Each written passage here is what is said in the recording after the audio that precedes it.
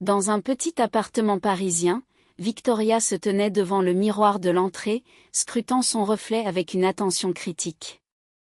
Elle avait troqué ses jeans coûteux pour une paire bon marché, et sa luxueuse veste pour un simple manteau en duvet qu'elle avait acheté spécialement pour cette occasion. Même son sac à main avait été remplacé par un vieux modèle en tissu qu'elle avait retrouvé dans le placard de sa mère. « Tu es sérieuse ?» demanda Anton, son regard perplexe fixé sur elle. « Pourquoi ce déguisement, Vicky ? Je veux voir qui sont vraiment tes parents, » répondit-elle en ajustant ses cheveux en une coiffure simple. Elle se souvenait des mots d'Anton, qui avait souvent mentionné que sa mère était très exigeante. En 1 an de relation, il ne l'avait jamais invitée chez ses parents. Toujours des excuses, maman est malade, mes parents sont en voyage, ce n'est pas le bon moment. Mais maintenant, avec leur décision de se marier, la rencontre devenait inévitable. Elle est juste prudente, murmura Anton, nerveusement en train de redresser sa cravate. Victoria savait que son frère avait eu une expérience malheureuse avec une femme qui, selon la famille, l'avait manipulée. Le divorce avait été tumultueux, avec des disputes sur la répartition des biens et des procédures judiciaires interminables. Je comprends. C'est pourquoi je veux vérifier, dit-elle en prenant la main d'Anton. Si ta famille ne m'accepte que pour mon argent, quelle sincérité peut-on attendre ? Anton soupira, un soupçon d'inquiétude dans ses yeux. Bien qu'il travaillât comme programmeur et gagnât un bon salaire, il était loin de ses revenus. Victoria, quant à elle, dirigeait un département de marketing numérique dans une grande entreprise de technologie, et ses 400 000 € par mois étaient le fruit de 10 ans de travail acharné et d'apprentissage constant. Mais Anton n'en savait rien. Il pensait qu'elle gagnait un salaire d'un cadre classique, peut-être 100 000 € au maximum. Ils sont de bonnes personnes, ils s'inquiètent juste pour moi, dit-il en l'enlaçant doucement. Ma mère aime l'ordre et la stabilité. Mon père est plus calme, mais ma mère a le dernier mot. C'est pourquoi je veux comprendre ce que signifie la stabilité pour eux, mon portefeuille ou ma personnalité. Ils prirent la route vers Boulogne-Billancourt dans la vieille Solaris qu'elle avait empruntée à une amie, plutôt que dans sa luxueuse Mercedes. Anton resta silencieux pendant le trajet, lançant de temps à autre des regards inquiets dans sa direction. « Et si tu n'aimais pas leur comportement ?» demanda-t-il finalement. « Alors je dirai honnêtement ce que je pense », répondit-elle en ralentissant au feu rouge. « Anton, nous allons nous marier. Cela signifie que tes parents deviendront aussi les miens. Je dois savoir avec qui je vais m'engager. Parfois, tu es trop rigide, soupira-t-il. Est-ce une mauvaise chose ? Non, peut-être que c'est pour ça que je suis tombé amoureux de toi, dit-il en souriant. Victoria savait qu'Anton l'aimait sincèrement, mais la famille comptait beaucoup pour lui. Elle comprenait que si ses parents ne l'acceptaient pas, leur relation serait mise en péril. C'est pourquoi elle avait concocté ce petit stratagème pour évaluer la situation. Arrivé devant un immeuble typique de 9 étages, Anton ajusta nerveusement ses vêtements et la regarda. « Peut-être que tu devrais vraiment être toi-même, » tenta-t-il une dernière fois. « Trop tard, » répondit-elle en prenant son vieux sac. Ils montèrent les escaliers jusqu'au 6e étage, le lift étant hors service. Anton était silencieux, mais elle pouvait sentir son anxiété. Sur le palier, il sortit ses clés, mais avant qu'il ne puisse ouvrir la porte, une femme d'une 50aine d'années, avec une coiffure soignée et un costume d'intérieur visiblement coûteux, ouvrit la porte. « Anton !» s'exclama-t-elle en serrant son fils dans ses bras, puis en scrutant Victoria au-dessus de son épaule. « Et c'est à Victoria ? » ?»« Oui, maman. »« Enchantée de vous rencontrer, » dit Victoria, un sourire nerveux sur les lèvres. Victoria se tenait dans le hall d'entrée, un léger tremblement dans ses mains, tandis qu'Anton ouvrait la porte de son appartement. La mère d'Anton, Elena, une femme d'une 50aine d'années, aux cheveux soigneusement coiffés et vêtue d'un élégant ensemble de maison, s'avança vers eux avec un grand sourire. « Oui, maman, répondit Anton, un peu nerveux. Enchanté de vous rencontrer, dit Victoria, tendant la main avec un sourire timide. Elena l'examina rapidement, ses yeux s'attardant sur les chaussures de Victoria, qui n'étaient pas de marque. Entrez, entrez, invita-t-elle en les faisant entrer dans l'appartement. Déshabillez-vous. Victoria retira son manteau bon marché, révélant un simple pull en laine. L'appartement était un 3 pièces ordinaire, mais bien entretenu, avec des meubles de qualité. Les murs étaient ornés de diplômes et de photos de famille, tandis que des livres et des souvenirs de voyage ornaient les étagères. L'atmosphère était chaleureuse, presque accueillante. Un homme grand, aux cheveux grisonnants, sortit de la cuisine, vêtu d'un pantalon de survêtement et d'une chemise décontractée. « Bonjour, je suis Vladimir, le père d'Anton, » dit-il en tendant la main à Victoria. « Très heureux de vous rencontrer, » répondit-elle, soulagée par son accueil amical, qui contrastait avec l'attitude plus réservée de sa femme. « Installez-vous, » invita Elena en les dirigeant vers la cuisine. « J'ai préparé vos plats préférés, Anton. » À table, la conversation prit rapidement un tour formel. Elena commença à poser des questions sur la vie de Victoria, son travail, sa famille, ses projets d'avenir. Victoria, bien que nerveuse, répondit honnêtement sur ses parents. Sa mère était infirmière dans un cabinet médical, son père travaillait comme mécanicien dans une usine. « Et votre salaire » demanda Elena sans détour, scrutant Victoria avec insistance. « Eh bien, je suis manager dans une petite entreprise, » répondit-elle, un peu hésitante. « Je gagne environ 40 000 € par an. Ce n'est pas extravagant, mais cela suffit pour vivre. » Elena et Vladimir échangèrent un regard, et Victoria pouvait presque voir les calculs se faire dans l'esprit de sa future belle-mère. « Et des perspectives d'évolution, » continua Elena, ne lâchant pas prise. « Je fais de mon mieux, mais sans contact, c'est compliqué, » avoua Victoria, jouant la carte de l'humilité. En réalité, elle avait 2 diplômes universitaires en économie et en marketing, ainsi qu'un MBA qu'elle avait obtenu en travaillant. « D'où viennent vos parents » intervint Vladimir, cherchant à alléger l'atmosphère. « Ils vivent à Rueil-Malmaison, dans leur propre maison, » expliqua Victoria. « C'est modeste, mais c'est chez eux. »« Je vois » acquiesça Elena. « Avez-vous pensé aux enfants ? Anton adore les enfants. »« Nous en avons parlé, » répondit Victoria. « Nous voulons d'abord nous établir avant de fonder une famille. »« Bien sûr, » ajouta-t-elle. « Il est important de se sentir stable avant de faire ce grand pas. »« C'est vrai, » intervint Vladimir, approuvant d'un hochement de tête. « La famille est une grande responsabilité. » Cependant, Elena semblait déjà avoir pris sa décision. Son attitude devint plus froide, et elle commença à ignorer les contributions de Victoria à la conversation, se concentrant sur Anton et discutant de sujets familiaux comme si Victoria n'était pas là. Anton, conscient de l'inconfort, tentait d'inclure Victoria, mais sa mère restait obstinément distante. À la fin du repas, Elena se leva brusquement. « Anton, viens m'aider à débarrasser la table » ordonna-t-elle, laissant Victoria seule avec Vladimir. Celui-ci, versant une tasse de thé, la regarda avec attention. Ne prenez pas mal le comportement d'Elena, elle s'inquiète beaucoup pour ses fils.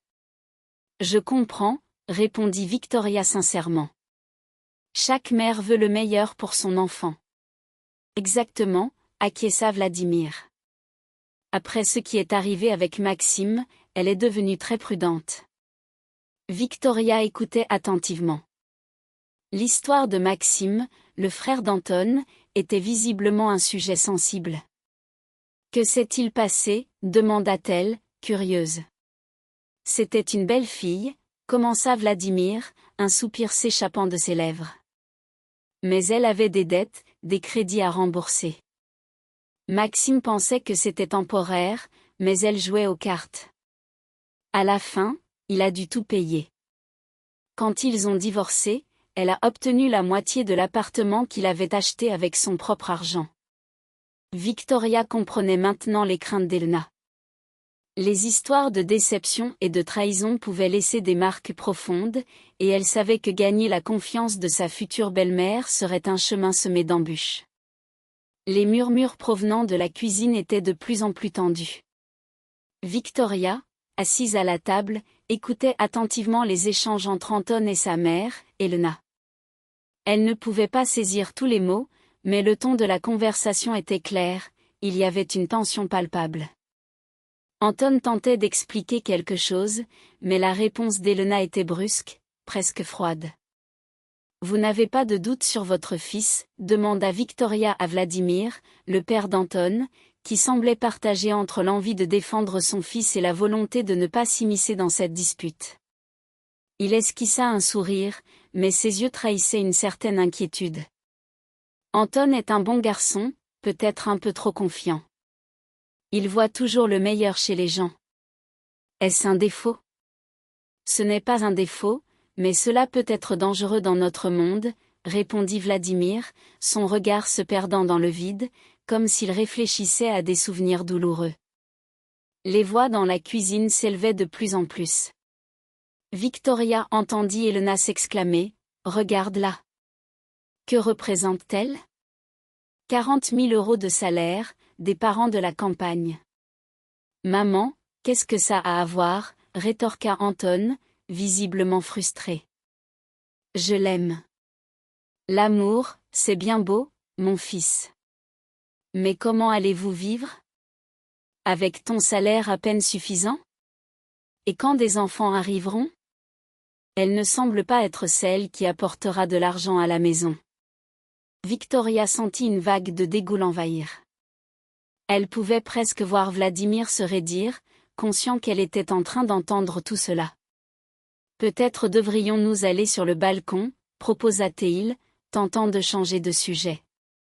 Non, je vais me lever. J'ai déjà compris, répondit Victoria, prenant son sac à main. Excusez-moi, mais je dois y aller, ajouta-t-elle, se dirigeant vers la sortie. À ce moment-là, un bruit sourd retentit dans la cuisine. Anton sortit, le visage rouge et les cheveux en désordre. Vika, attends, ne fais pas ça, implora-t-il, mais elle était déjà décidée à partir. Elena sortit à sa suite, essuyant ses mains sur un torchon, son visage ne laissant transparaître aucune empathie. Nous n'avons pas encore terminé notre conversation. Nous avons déjà tout discuté, rétorqua Victoria, se retournant vers elle. Quel est votre problème? Je veux juste comprendre qui se présente comme la future épouse de mon fils. Se présenter? Victoria sentit la colère monter en elle. Je ne me présente à rien. Anton et moi, nous nous aimons. L'amour, Elena balaya la question d'un geste de la main. Et ensuite? Il va travailler dur pour vous deux. Et vous resterez à la maison à élever des enfants ou à gagner votre misérable salaire de 40 000? Maman, tenta de nouveau Anton d'intervenir. Ne m'appelle pas maman, coupa Elena. J'ai le droit de savoir avec qui mon fils s'engage. J'ai déjà vu ce que peut faire un mauvais choix. Je ne suis pas votre ancienne belle-fille, et je n'ai pas de dette, répliqua Victoria, la voix ferme. Pas encore, sourit Elena avec un air sarcastique. Que se passera-t-il dans 1 an, 2 ans? Vous vous habituerez à un certain niveau de vie. Vous voudrez des choses que vous ne pourrez pas vous permettre. Et qui paiera? Anton, bien sûr. Je travaille et je me débrouille seule, affirma Victoria. 40 000, c'est survivre, pas vivre, rétorqua Elena avec mépris. Regardez-vous. Des vêtements de marché, un sac dont on aurait honte dans le métro. Vous comprenez que mon fils est habitué à un autre niveau de vie. Victoria observa Anton, qui semblait tiraillé entre sa mère et elle, le visage rouge de confusion, mais il ne trouvait pas les mots pour la défendre. Quel niveau? Demanda-t-elle, défiant Elena du regard. Un niveau normal, répliqua Elena, le ton toujours aussi tranchant. Quand il y a de l'argent à la maison, quand on ne doit pas compter chaque centime, quand on peut se permettre des choses de qualité, des vacances, une éducation pour les enfants. Et vous pensez que je ne peux pas offrir cela? Elena la fixa droit dans les yeux. Soyez honnête, que pouvez-vous apporter d'autre que des problèmes et le besoin de traîner un autre être humain? Victoria attendait qu'Anton intervienne, qu'il dise quelque chose pour la défendre, mais il ne faisait que jouer nerveusement avec ses doigts, murmurant « Maman, s'il te plaît, calmons-nous. » Rien n'est calme, s'écria sa mère. Souviens-toi, ma chérie, je ne laisserai pas mon fils répéter l'erreur de son frère. Victoria prit une profonde inspiration, sentant sa patience s'effondrer. Parlons franchement. Vous me voyez comme une paysanne pauvre qui veut piéger votre précieux fils? N'est-ce pas le cas? Elena croisa les bras, un sourire défiant sur les lèvres.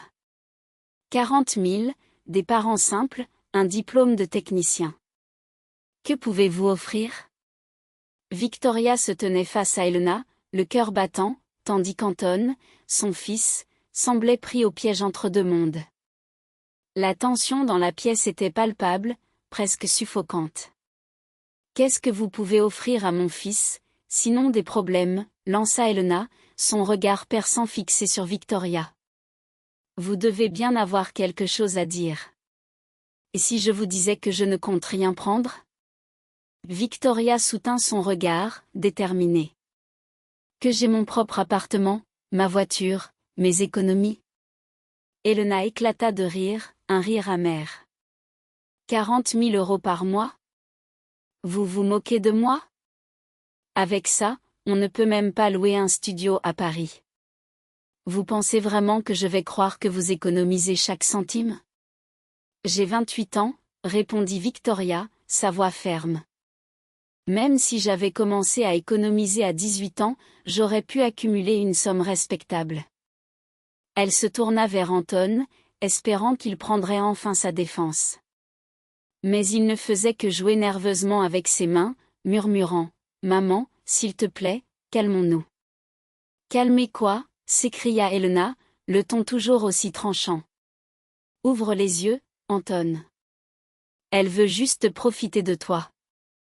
D'abord le mariage à tes frais, puis un appartement plus grand, des enfants, et toi, tu travailleras sans relâche.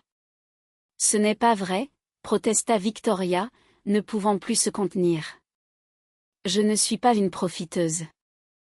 Et qui êtes-vous alors? Rétorqua Elena, un sourire sarcastique sur les lèvres. Une femme d'affaires prospère ou une héritière? Vladimir, le père d'Anton, tenta de calmer la situation. Léna, tu vas trop loin. Tais-toi, répliqua TL, le regard toujours fixé sur Victoria. Un fils a déjà fait cette erreur. Victoria ressentait la douleur de l'absence de soutien d'Anton, qui oscillait entre son désir de la défendre et sa peur de sa mère. C'était ce tiraillement qui lui faisait le plus mal. Vous savez quoi, Elena, dit-elle d'une voix calme. Testons vos théories. Que diriez-vous si je vous disais que je gagne non pas 40 000, mais 10 fois plus? Elena, surprise, éclata de rire.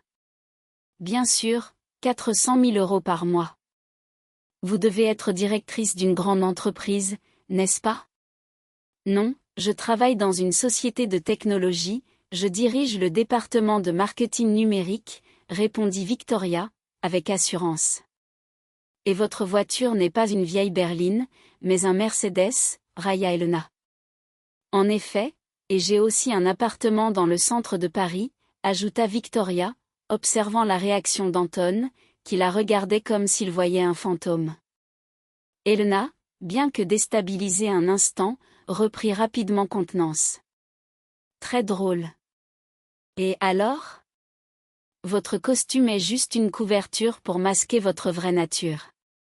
Je peux vous montrer des preuves, dit Victoria en sortant son téléphone. Que voulez-vous?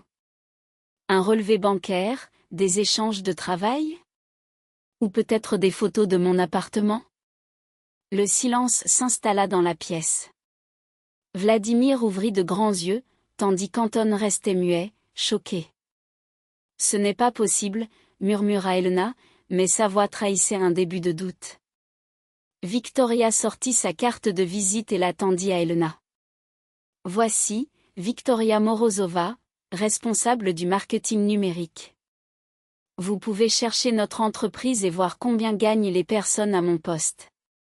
Elena prit la carte, la lut et blêmit. Vladimir, curieux, se pencha par-dessus son épaule. C'est une entreprise sérieuse, murmura-t-il. Très sérieuse, confirma Victoria. Oui, je gagne bien 400 000 € par mois, plus des primes. Ma voiture est un Mercedes, et mon appartement est à moi, sans hypothèque. Mais pourquoi, commença Anton, mais Victoria l'interrompit. Pourquoi ai-je menti? Pour comprendre à qui j'avais affaire. Et vous savez quoi? J'ai compris. Victoria, je... Commença Anton, mais elle pouvait entendre l'irritation dans sa voix. Tu as entendu ta mère me traiter de parasité. Elena se tenait face à Anton, le regard rempli de déception. Comment as-tu pu laisser ta mère me traiter de profiteuse, demanda-t-elle, sa voix tremblante de colère. Et toi, que faisais-tu pendant qu'elle m'insultait? Tu n'as rien dit, tu as juste baissé les yeux. Au lieu de défendre la femme qui pourrait devenir ta femme, tu t'es caché derrière sa jupe. Anton, visiblement gêné, ne savait que répondre.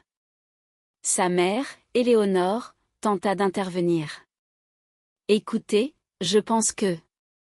Non, vous allez vous taire, l'interrompit Elena avec fermeté. Je vais d'abord parler à votre fils. Anton, rouge de honte, évitait son regard. Elena poursuivit, ce qui me blesse le plus, ce n'est pas que ta mère me considère comme une chercheuse d'or, ni même les insultes qu'elle m'a lancées. C'est que tu as laissé faire. J'ai besoin d'un homme, Anton, pas d'un enfant qui a peur de décevoir sa mère. Je ne savais pas que tu ne savais pas que j'étais. Commença Anton, mais Elena le coupa. Et qu'est-ce que cela change? Si je gagnais 40 000 €, aurais-je mérité ce traitement? Si j'étais issue d'une famille modeste, serais-je moins digne de respect? Non, bien sûr. Alors pourquoi as-tu permis à ta mère de me parler comme à une mendiante? Pourquoi ne lui as-tu pas dit que tu m'aimais, peu importe mon salaire? Anton restait silencieux, conscient qu'elle avait raison.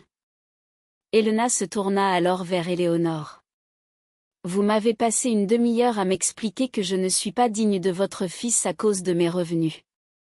Maintenant, il s'avère que je gagne 4 fois plus que lui. Qu'est-ce qui a changé pour vous?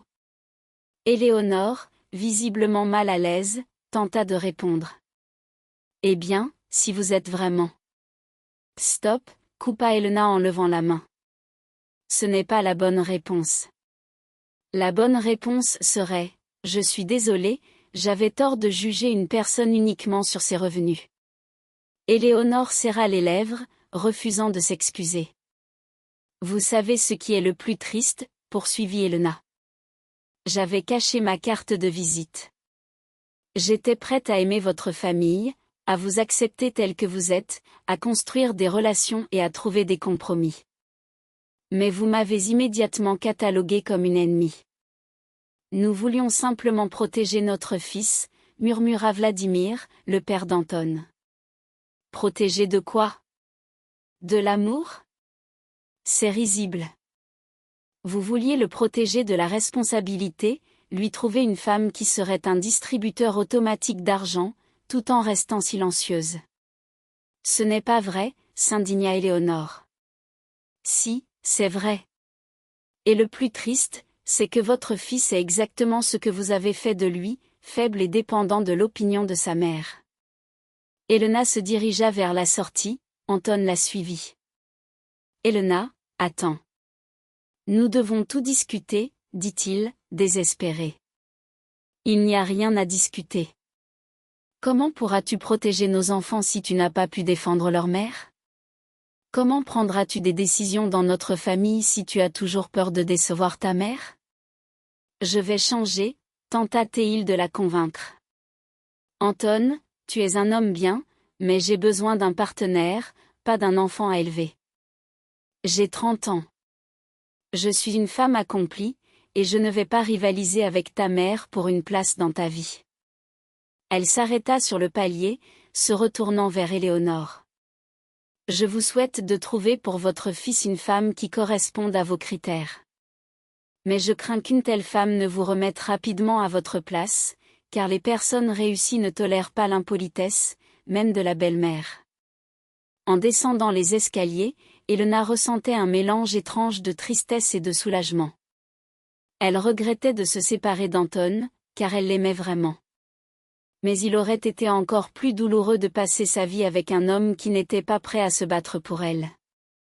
Une fois dehors, elle sortit son téléphone et envoya un message à sa meilleure amie, « Merci pour la voiture. Je la rends demain. » Le mariage n'aura pas lieu. Elle retira une élastique bon marché de ses cheveux et secoua la tête. Demain, je retournerai à ma vraie vie, réussie et indépendante, la tête haute, sachant que je mérite un homme qui m'appréciera pour ce que je suis et qui n'hésitera pas à le défendre. La justice ne résidait pas dans le fait d'humilier des snobs, mais dans le fait de ne pas se laisser briser par eux. Et c'était la plus importante des victoires. Abonnez-vous à la chaîne de nombreux